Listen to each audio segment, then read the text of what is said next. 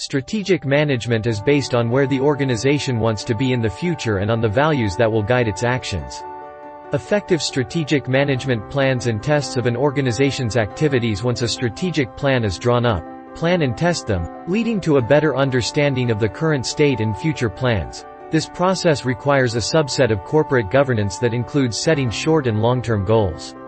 Strategic planning also includes the strategic decisions, activities and resource allocation required to achieve these objectives, as well as the management of the assets and resources of the organization.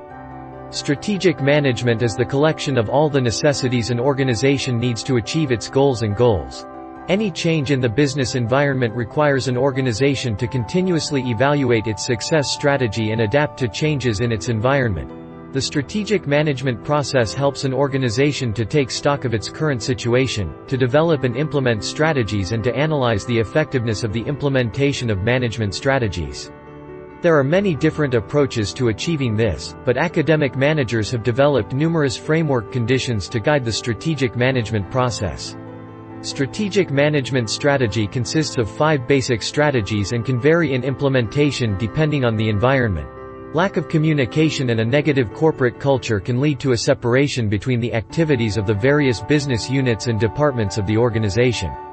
The role of the management team in the development and implementation of strategic management strategies plays an important role. Strategy management therefore involves analyzing interdisciplinary business decisions before they are implemented to ensure that they are consistent with the strategic plan.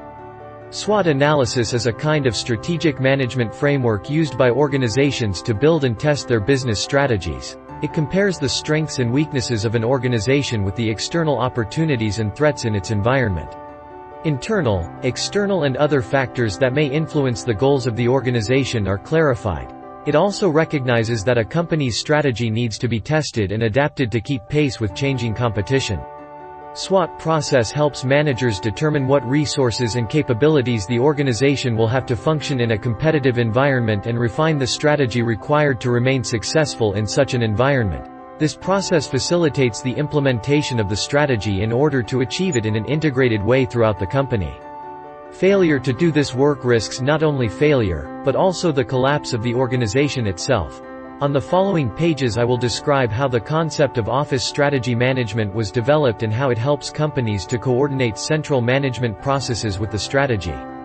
Finally, the balanced scorecard that I presented in my first book, Balanced Strategy Management in the Office, provides a detailed analysis of the assumptions underlying a company's strategy and their impact on its performance.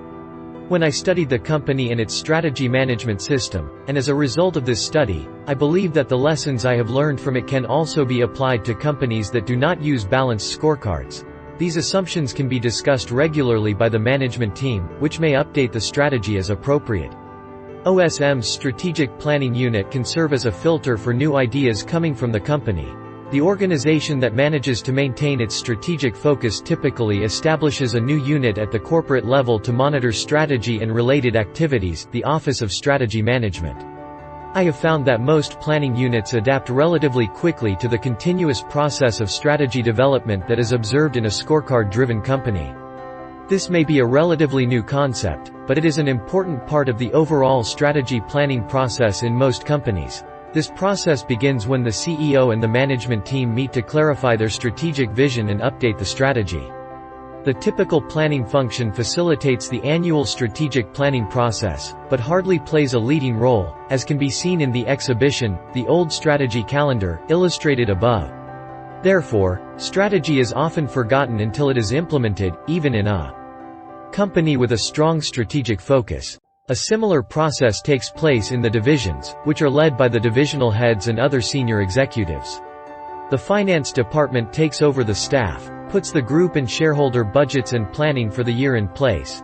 At this time, the parent company Daimler-Chrysler appointed the new CEO Dieter Zetsche, who introduced the balanced scorecard as part of a major strategy change. Rousseau's unit served as a trainer and consultant to help Chrysler's business support unit create a local scorecard that was aligned with the company's goals and tailored to local operations. The project was led by Bill, the vice president of business strategy, who worked with the unit and Chrysler's executive team to translate the company's new strategy into a balanced scorecard.